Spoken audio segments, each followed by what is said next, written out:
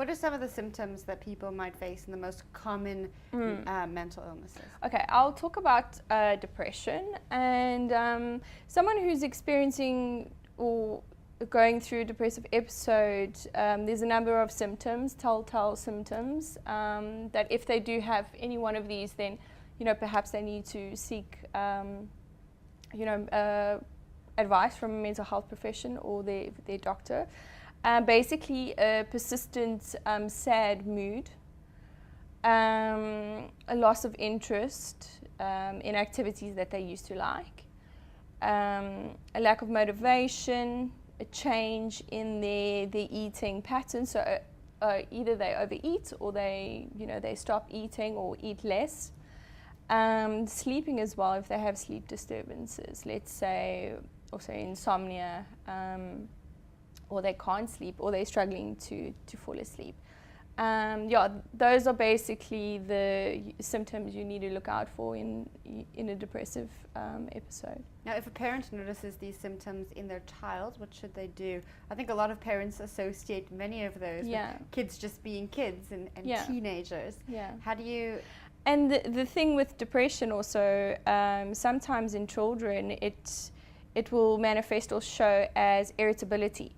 So a child might not be, show that they're sad or depressed or whatever, but they'll be really irritable. And like you said, teenagers, children, they tend to be very, very moody, very irritable. But I mean, if their behavior is different, if it is alarming, then definitely, you need to look into it and seek help. Basically, if your child is behaving differently, and you will know as a parent, you'll have that feeling like something's not right. What needs to happen in South Africa to eradicate mental illness?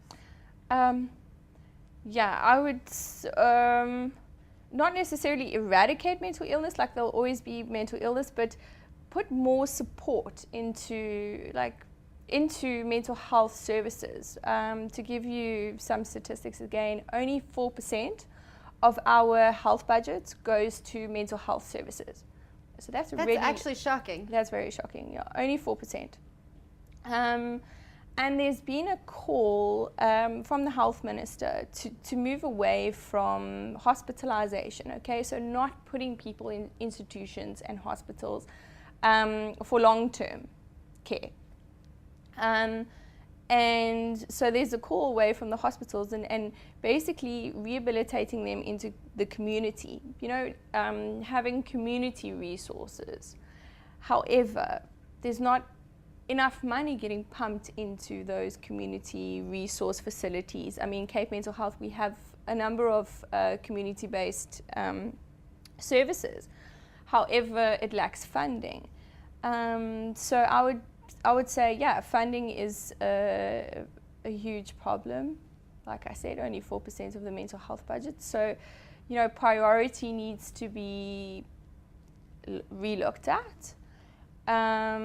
Especially if 1 in 4 South Africans will suffer from a mental illness in their life. It is definitely something to look at. And only 75% of those 1 in 4 do not receive the adequate care that they need. That's scary. Yeah, that is very. Now, if anyone wants any more information on mental health in South Africa or would like to contact Cape Mental Health, how can they do that? Okay, they can visit our website on www.capementalhealth, which is one word, .co.za. They can also phone us on 021 447 9040, and they can also like our Facebook page at /Cape Mental Health.